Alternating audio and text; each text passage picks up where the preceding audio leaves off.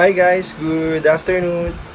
Welcome back to my channel. So for today's video, tuturuan ko kayo paano mag-set or mag-set up ng recording.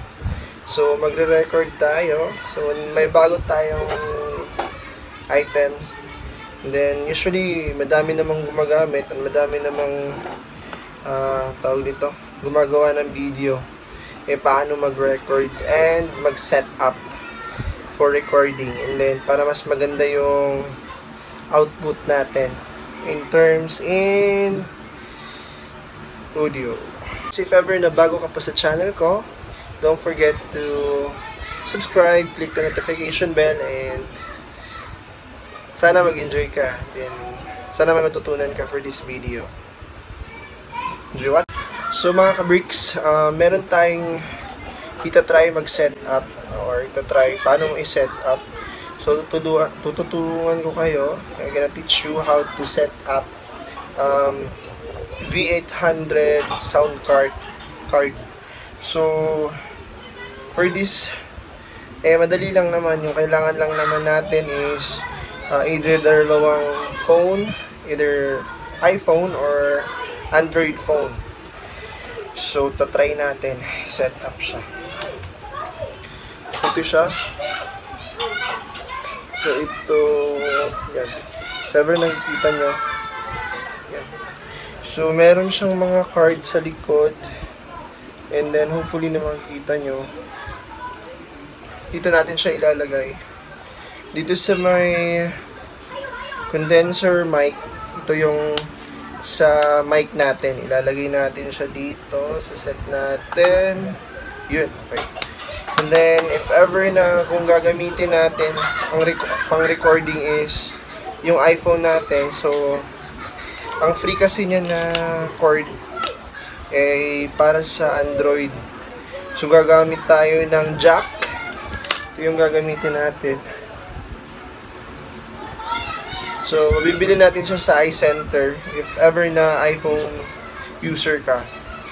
So, ilalagay mo lang to siya dito. And then yung isa, dito naman sa Live 1 or Live 2.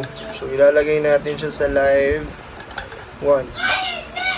So, yun, Live 1. And then, hindi pa natin siya nasa set actually, pero yun nga.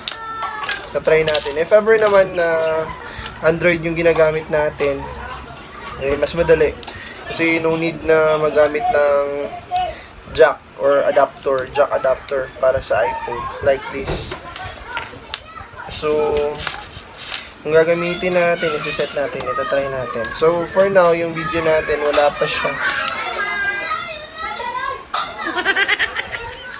Ingay ng mga bata. So wala pa siyang tawag dito, di pa natin ginagamit yung sa may mic natin. So, yung meron tayong tawag dito, yung mic na mic condenser natin. So, ito yun. Meron tayong microphone condenser. So, mabibili natin siya sa Shopee. Mura lang naman siya, almost 600. Yun nga lang, mapapamahal ka sa shipping fee. Bili lang natin pag nag-promo. Yung shipping fee. And then, so ito, isi-set na natin siya, itatry natin. Gagamitin kong pang-record ay yung iPhone ko. So, iPhone user kasi ako. Yun. So, yun ginagamit ko. Mas maganda kasi yung captured ng camera niya compare sa Android. Don't make, yun nga, yun yung ginagamit ko. So, try natin. Ilalagay lang natin siya dito.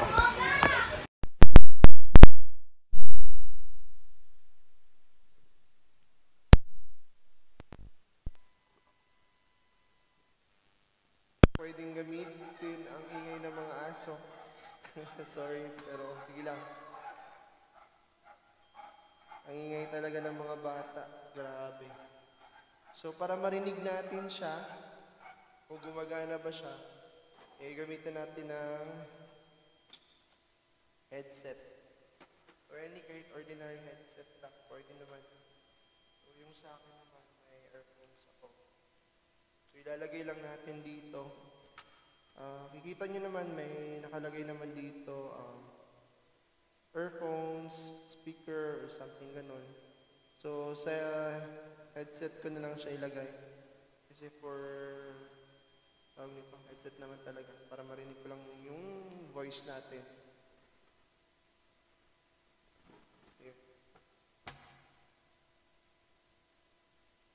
Hello, mics. Mic test, mic test. So yan, ginagamit na natin yung tawag ito, condenser, yung sound card. Yun naman, maganda naman yung sound niya. Kulang na lang siguro ng adjustment.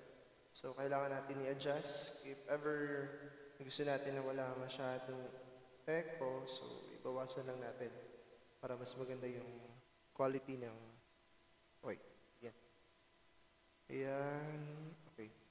So, yusin lang natin yung pagkabit ng mga wiring niya para hindi masyadong tawag dito. Ayan.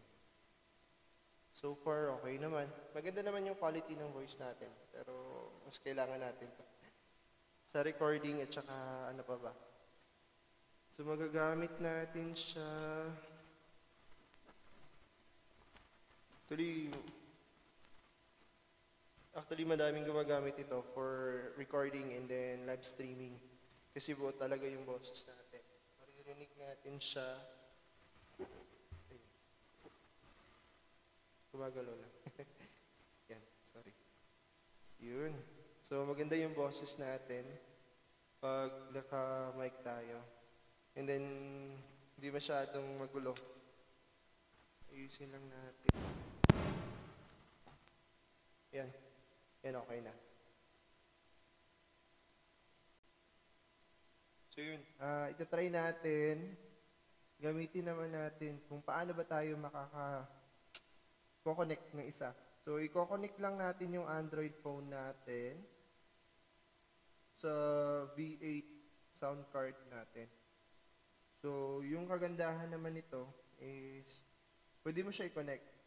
Actually, dalawa naman yung cord na binigay or free nila. So, package siya. Kaya lang, if ever na Android ka, dalawang phone yung gagamitin mo. If mag-record ka naman ng sounds or recording naman, try natin. Connect muna natin yung wait lang. Connect natin siya sa Bluetooth. Yung Bluetooth.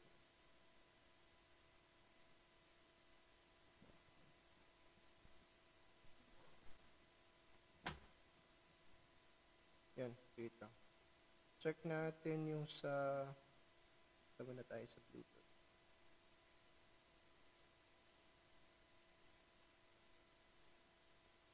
Connect natin siya dito para pwede natin gawing source of sounds or yung gagamitin natin na way para makonect. Hello guys, so ito na. Okay, so try natin na mag-record. So ganun lang, i-connect natin. Basta nakakonect na yung isang phone natin sa Bluetooth ng V800 sound card. Connect lang natin siya. So lahat ng lahat ng sound na manggagaling dito sa isang phone natin, automatic, mare-record siya. Wait lang, try natin. Sa music niya, may adjustment naman dito eh. So, matatry natin. Yun, connected na siya. So, yun. I-try natin. Mic test. Yun, try natin. I-try natin i-connect. So, nakakonect na siya.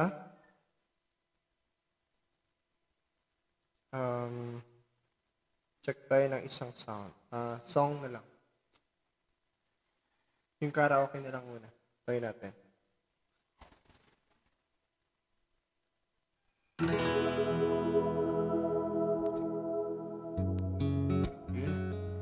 So, yun. Nakaka-capture niya yung sound and okay na yun. Try natin. Ilang beses nang nag-away hanggang sa magkasakitan, hindi na alam ang pinagmulan. Pati maliliit na bagay na napag-uusapan, bigla na lang pinag-aawayan. So yun. So itatry natin. So maririnig natin siya. At the same time, nakaka-capture niya yung tone, sound ng isang phone natin na ginagamit natin as our way of, ano ba to? Parang sound effect niya or yung background sound niya, and then the same time, yung sa lyrics. Ayun. Daming mga bata. So yun, yun, nakaka-capture na siya. Nakaka-capture niya lahat nung mga boses natin, yung boses natin from the beginning, maririnig nyo naman. So yun yung way natin para mas madali na mag-record. Actually, wala na siyang though pwede mo pa siya i-edit, pero yun nga, direct na siya.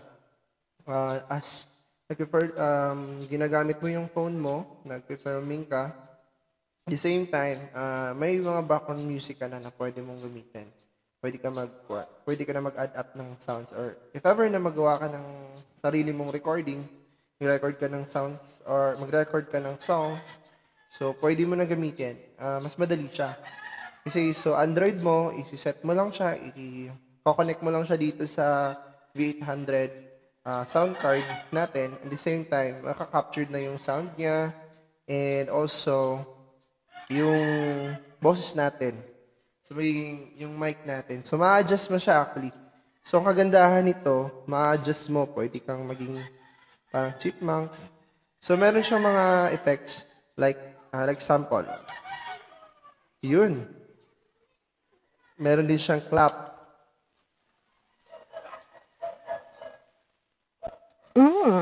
Yes. And then, meron din siyang yun. Ano pa ba? So, meron tayong mga sounds. So, pwedeng, ano pa ba? Meron pa.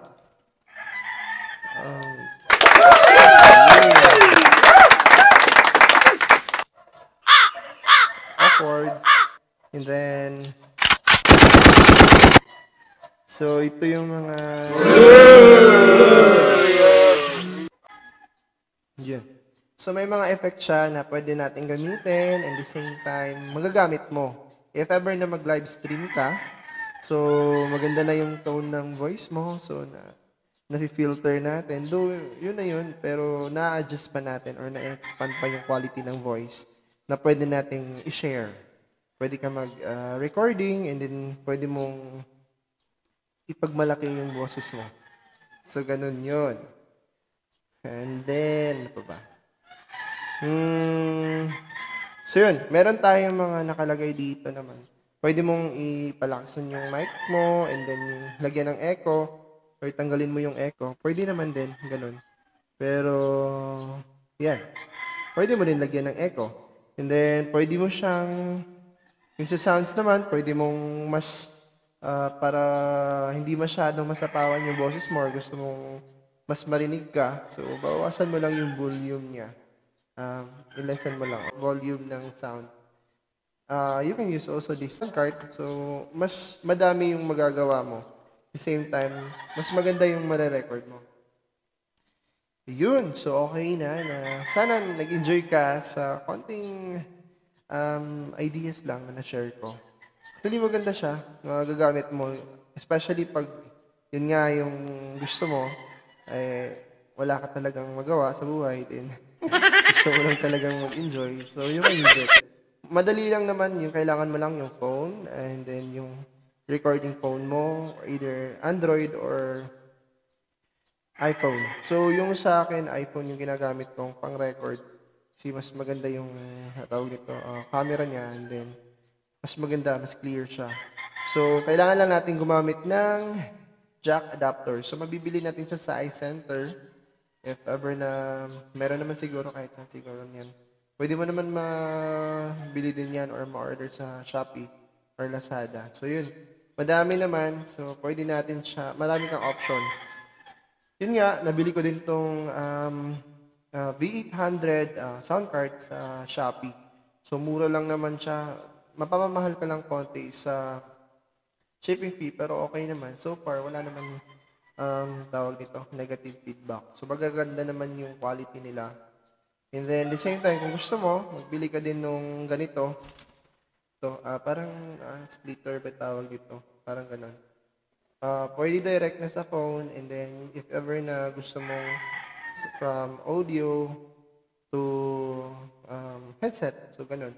May nabibili naman ng ganito, mayroon din sa Lazada. You can use it also kung kailangan. Yung sa akin lang kasi, ginagamit ko lang siya sa iPhone kasi yung ginagamit ko.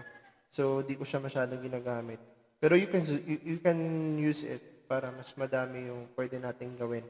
Kasi hindi ko pa man siya na-expand talaga. Pero marami tayong pwede pang gawin. Oo. So, di pa natin na-explore. Explore lang natin. So, yun. Dalawang phone lang yung kailangan mo. And then, meron naman free ng ganito. Kung Android at saka dalawang Android yung ginagamit mo, okay lang, mas madali. Di ka na kailangan magbili ng jack adapter para sa iPhone. And then, ano pa ba?